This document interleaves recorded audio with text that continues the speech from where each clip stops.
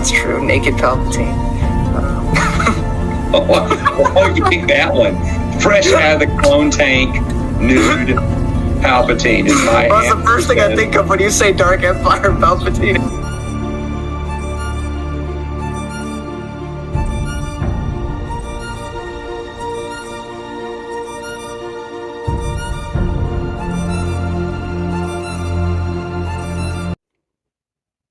Hello, everybody. I need a weapon. And welcome back to the Halo Expanded Universe, where I try to review it in chronological order as best I know how, to steal from Matt Wilkins. If you know who that is, look it up. Today I have for you the finale to the Forerunner Trilogy by Greg Bear, Silentium. If you hear anything, frequently now I seem to not have any time to properly do this, so we're going to roll with the punches.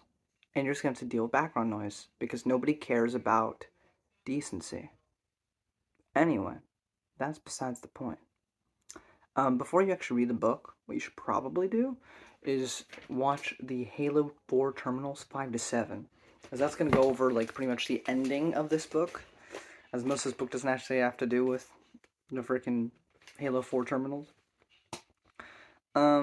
But we kind of hop over a whole bunch of different perspectives. We get the Librarian, we get the Isodidact, we get Chakas, and we get the Eurodidact, which is the original Didact.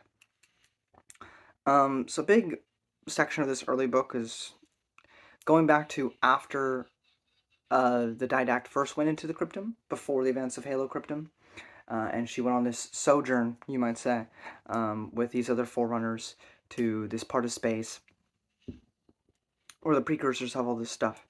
And basically what we learn, is that the precursors are kind of the new Forerunners, because originally the Forerunners were this mysterious race that we don't know much about, but now that is, in fact, the precursors, where we don't know too much about them outside of their motivations. But they decided that the Forerunners were not fit to have the mantle of responsibility for all life in the galaxy, so they decided it was going to be humans. Forerunners didn't like that. They tried to exterminate the precursors, and they almost succeeded. There's only a couple left. But the Librarian meets these kind of primitive, but also kind of advanced Forerunners. And there's this weird section where one, like, bites her to kind of, like, show her the truth and everything, and it's sort of a thing, and this is all in the past, right? But this is all sort of a thing of, like, a good version of the Flood, like a Flood uncorrupted, because it's, like, kind of a hive mind, but it's not, like, malevolent, it's not dark, But we also learn we don't get the full extent because it's kind of told secondhand, but we get told what the Primordial told the Didact, the Eurodidact, the original Didact, because we have the Isodidact who's born stellar, and then the Eurodidact, which is the one we see in Halo 4. And he talks to the Gravemind, and the Gravemind explains that we are eternal, that we can never truly die, that we will never cease, and that we are what we are as judgment to you for what you have done to us. Because the Primordial is a corrupted precursor. It is the first Gravemind to ever exist for the Flood, but it is a precursor. Everything after this will be a Gravemind as you've seen it from the video game. But it tells him that we are here for revenge.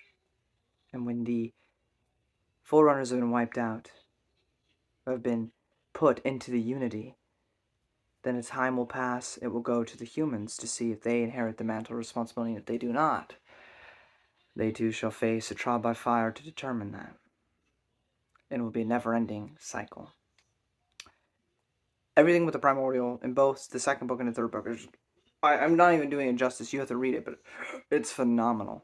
And it also explains some things. Whenever you talk to a Gravemind, for a significant portion of time,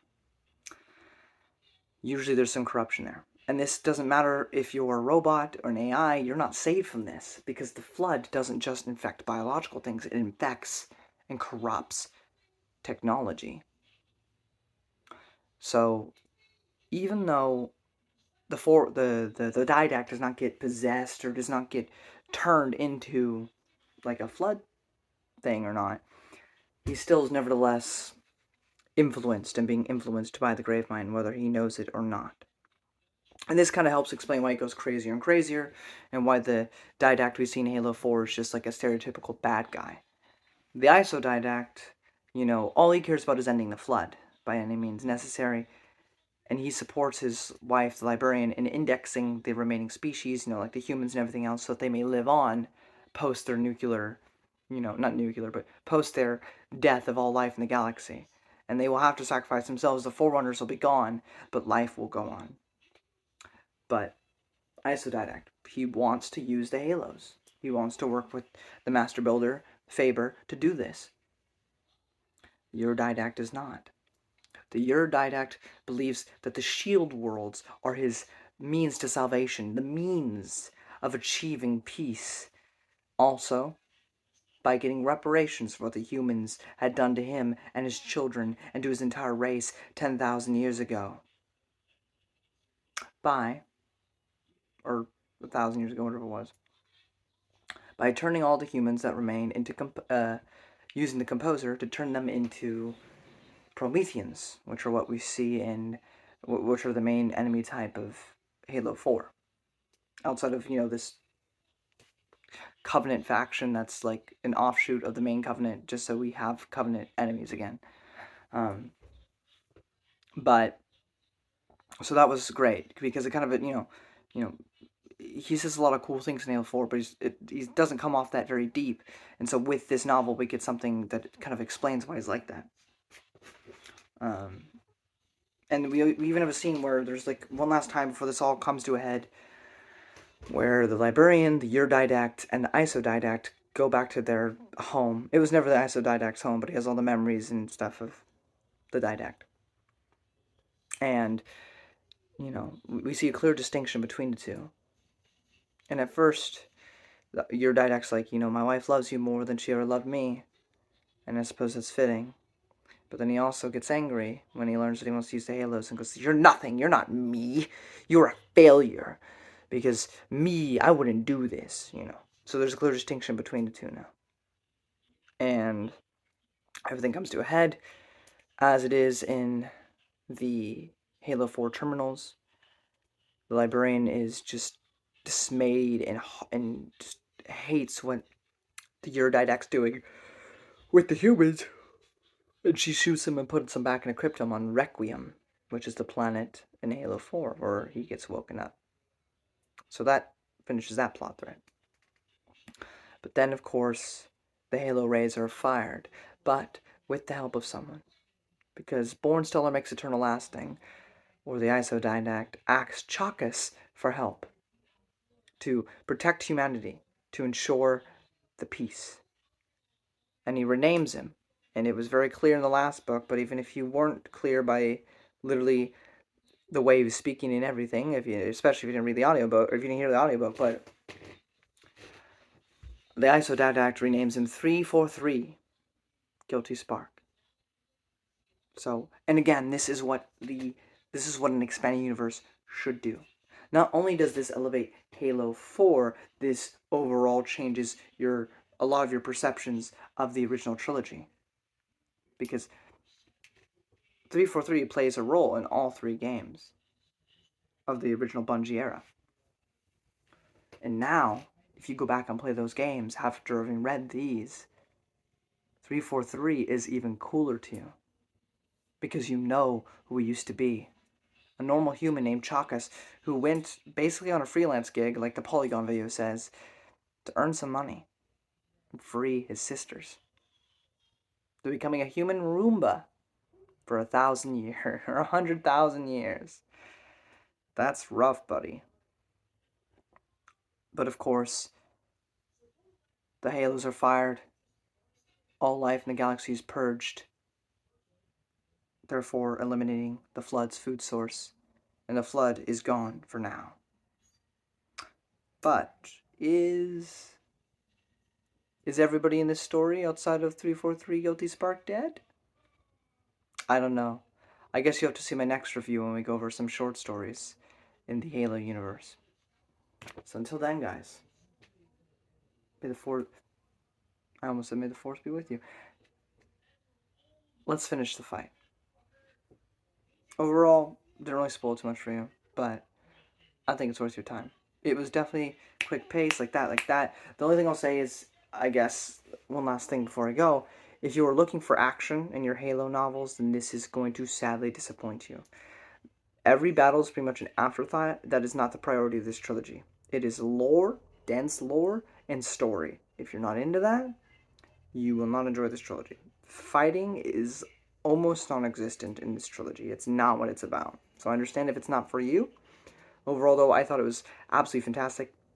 I think Cryptum is great. Starts off a little slow. I think Silentium never stops losing the pace. Is fun all the way through. I loved it. The only part that was a little bit like, was the whole like ancient Forerunner thing that bit the librarian. It was kind of weird. And then Primordium just drags and drags and drags. But that last like 100 pages when you get to the Primordial and the discussions that he has and everything, when you learn what Chakas is, or if you're too dense to realize until the third book, but that stuff was phenomenal. But it's the worst of the one of the best trilogies of all of the Halo novels, and I can say that now even without having read all of it. But when you're the worst out of the best, that doesn't mean that you're actually bad. So overall, do I recommend the Greg Bear Forerunner trilogy? Absolutely. Whether or not you like the 343 games or not, this has some exquisite world building, exquisite storytelling. The characterization lacks a bit. I don't feel that Greg Bear is quite good with characterization. Only book I know him of is from Rogue Planet in the Star Wars expanded universe, and that is okay. But this was a massive step up. Maybe because he just had basically all the room to play that he wanted. There was only a few plot points he had to hit, and most of those were actually hit in this book, considering most of the terminal stuff is addressed here, not in the first two. But if you thought you understood the Halo universe, be prepared to realize that you were so utterly wrong. This is a must read if you actually want to know more about this Halo universe and not just see a story set within it. So I recommend this trilogy wholeheartedly. And let's finish the fight and move on to the next thing to review. Thanks for watching. Till next time.